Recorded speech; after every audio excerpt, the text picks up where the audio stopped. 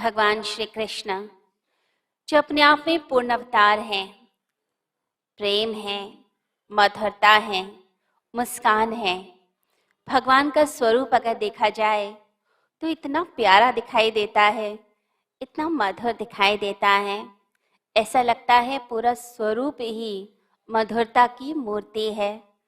मुस्कुराते हुए कृष्ण हर परिस्थिति में मुस्कुराते हुए एक प्रेरणा देते हैं मनुष्य जाति को। हम जब भी परेशान होते हैं, मंदिर जाते हैं, भगवान के आगे नतमस्तक होते हैं, उनसे मांगते हैं कि हे प्रभु, हे दीनदयाल, हमारी झोलियां खाली हैं और हमारी झोलियों को भर दो। और वो कृष्ण इतने प्यारे हैं कि हमारी हर मांग को पूरा करते हैं। जो हम चाहते हैं वो सब चीज़ें पूरी करते हैं, हम पर कृपा बरसाते रहते हैं।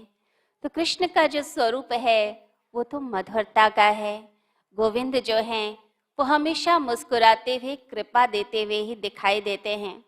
जब उनके स्वरूप का हम ध्यान करें तो मन में सिर्फ प्रेम का भाव हो, हृदय में सिर्फ श्रद्धा, प्रेम और समर्पण का भाव हो।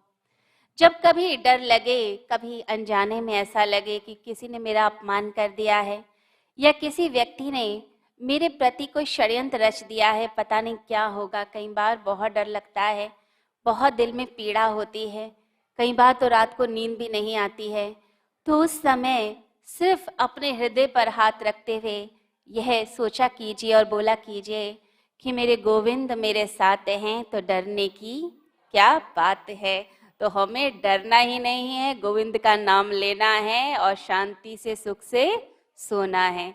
तो हमेशा अपने हृदय में परमात्मा के नाम को लेते चले जाइए, कृष्ण कृष्ण करते चले जाइए। सारे रिश्ते किससे हैं? हमारे परमात्मा से, सारे रिश्ते उन्हीं से हैं। तो परमात्मा हमारी माता भी हैं, पिता भी हैं, बंधु भी हैं, सखा भी हैं, सब कुछ वही हैं। तो उनके प्रति एक प्रेम का भाव तो हमेशा ही रहे, एक निश्चिंतता रहे। जैसे छोटा बच्चा जो है अपनी माँ की गोदी में सर रखकर सो जाता है निश्चिंत होकर। कुछ भी हो जाए, कोई डांट लगा दे तो भागकर कहाँ जाता है? भागकर माँ की गोदी में ही जाता है और माँ कितने प्यार से उसको सुला देती है। तो बिल्कुल ऐसे ही आप यही सोचा कीजिए कि मेरे सारे रिश्ते जो हैं वो मेरे कृष्ण से हैं, मेरे परमात्मा से हैं, मेरे गोविंद से हैं। तो मैं अब उनकी शरण में हूँ। तो वो भाव अपने मन में हम बना कर रखें, क्योंकि भगवान का वो जो भाव होता है वो निश्चिंतता देता है। ब्रह्मांडीय जो शक्तियाँ होती हैं वो प्रेम देती हैं, शांति देती हैं, आनंद देती हैं। तो हम जितना उसकी शरण में रहेंगे, परमात्मा की शरण में रहेंगे, उतना हमें आनंद मिलने लग जाता है, चैन मिलने लगता है। कभी बोल कर देखिए भगवान का नाम, कितना अच्छा लगता है। ओम नमो नारायणाय, ओम नमो नारायणाय, ओम नमो नारायणाय। हरि ओम हरि ओम हरि ओम हरि ओम। दोनों हाथों को रखिए हृदय पर, बोलकर देखिए हरि ओम हरि ओम हरि ओम हरि ओम। दिल को इतना चैन मिलता है, इतनी शांति मिलती है। तो जितना हो सके हम उस ईश्वर से जुड़ें, उनकी वाणी से जुड़ें।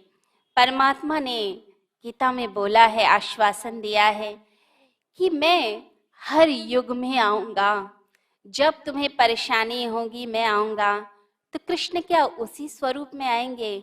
नहीं, कृष्ण उसी स्वरूप में तो नहीं आएंगे, लेकिन आपके हृदय में विश्वास और प्रेम बनकर आ जाएंगे, वो शक्ति बनकर आ जाएंगे।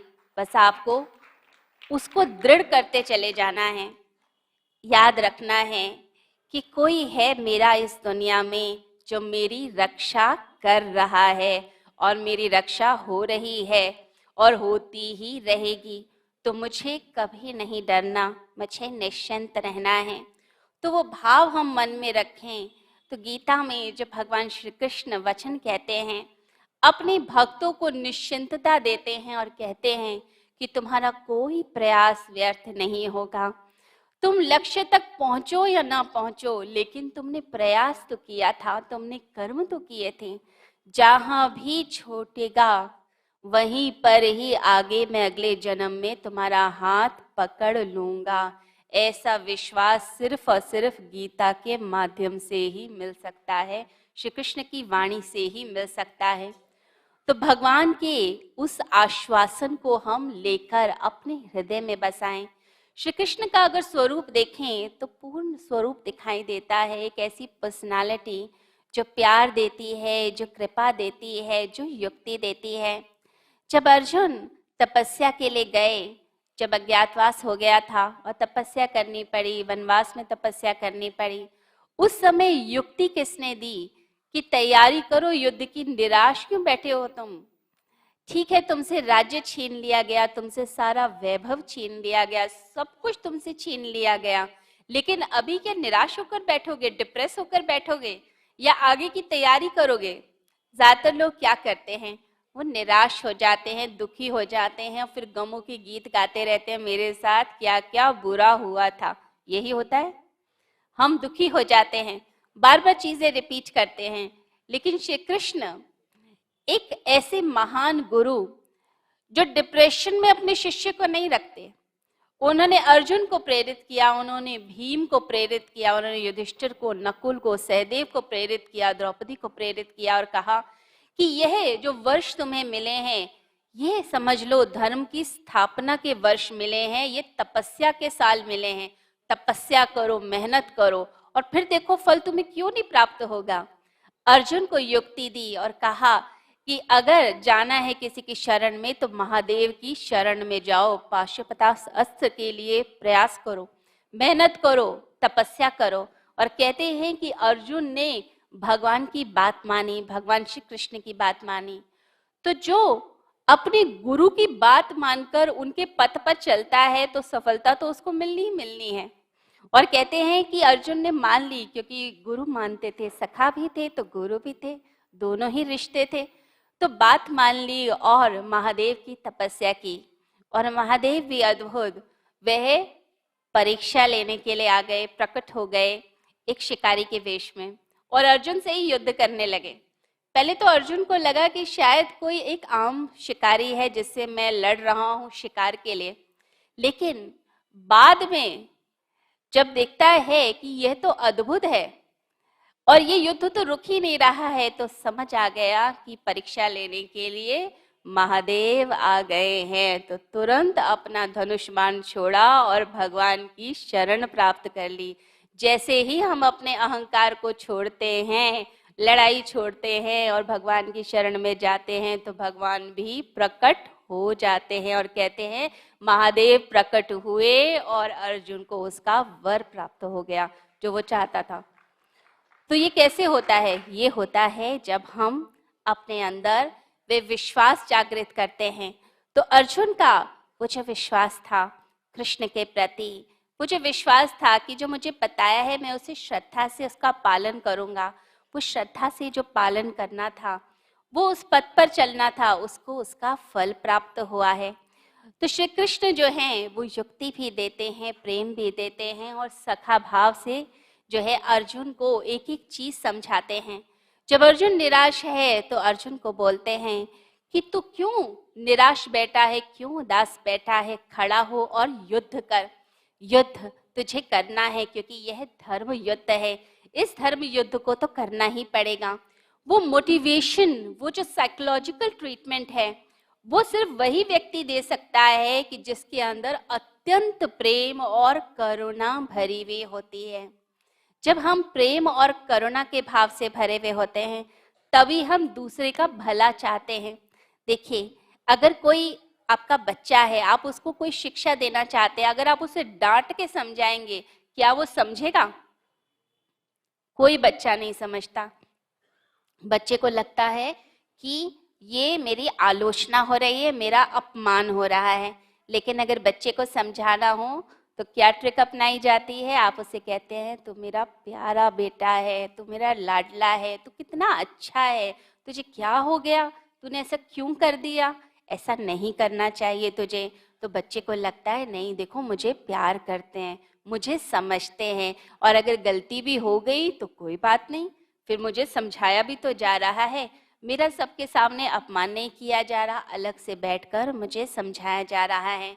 तो यहाँ पर कृष्ण भी जो है, पूरी गीता अगर आप पढ़ते हैं तो पूरी गीता के अंदर भगवान कहते हैं कि मैं ये जो ये ज्ञान दे रहा हूँ, ये जो नॉलेज दे रहा हूँ, ये जो डिवाइन नॉलेज है, ये जो ज्ञान है, ये मैं इसलिए दे रहा हूँ क्योंकि तू मेरा सखा है, तू मेरा प्यारा है, तू मेरा लाडला है, तू मेरा मित्र है।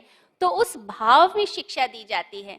देखिए, अगर किसी को सिखाना हो तो हमेशा प्यार से सिखाना चाहिए। तो श्री कृष्ण का वो जो पूरा स्वरूप है, वो पूरा स्वरूप कैसा है? वो प्रेममय है। वो जो साइकोलॉजिकल ट्रीटमेंट भी करते हैं तो बड़े प्यार से करते हैं, जिससे इम्प्रूवमेंट हो, क्योंकि वो चाहते हैं कि दूसरा जो है उसकी उन्नति हो, उसका विकास हो। तो भगवान श्री कृष्ण की जो गीता है वो प्रेरणा देती है हमें कि हमें जिंदगी में आगे बढ़ना है। तो श्री कृष्ण के विचारों को अगर कोई लेकर अपनी जिंदगी आगे जीता है तो उसकी जिंदगी में अपने आप ही परिवर्तन आता है। देखा जाए, यहाँ पर इतनी बातें बताई गई गीता के बारे में और बोला भी गया कि गीता के ऊपर हाथ रख के हम कसम खाते हैं, हम शपथ ग्रहण करते हैं।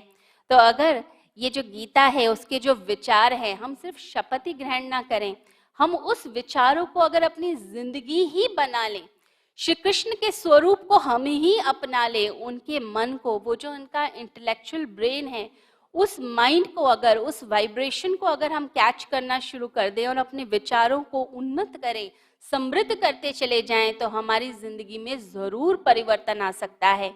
परंतु उसके लिए हम सभी को वो प्रयास करना पड़ेगा।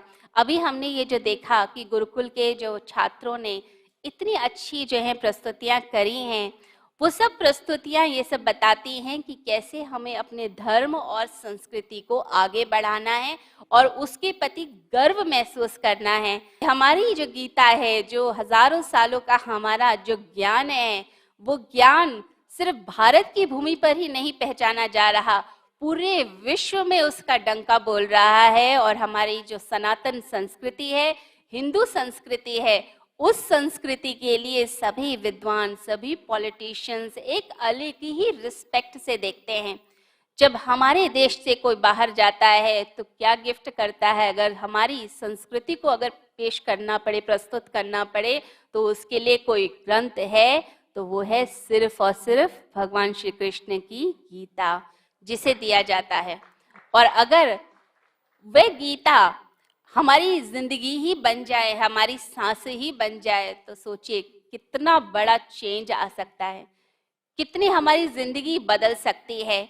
तो यह जो गीता जयंती है, ये जो उत्सव है, हमें प्रोत्साहित करने के लिए है कि हम वापस अपनी विचारधारा से जुड़ें, अपनी सनातन संस्कृति से जुड़ें और अपनी गुरु परंपरा से जुड़ें। तो आइए पुनः सदगुरु को प्रणाम करते हुए हम इस गीता जयंती की जो अमृत धारा है उसे लेकर हम अपनी जिंदगी को उद्धार करेंगे, अपनी जिंदगी में परिवर्तन लेकर आएंगे। सभी को हरिओम।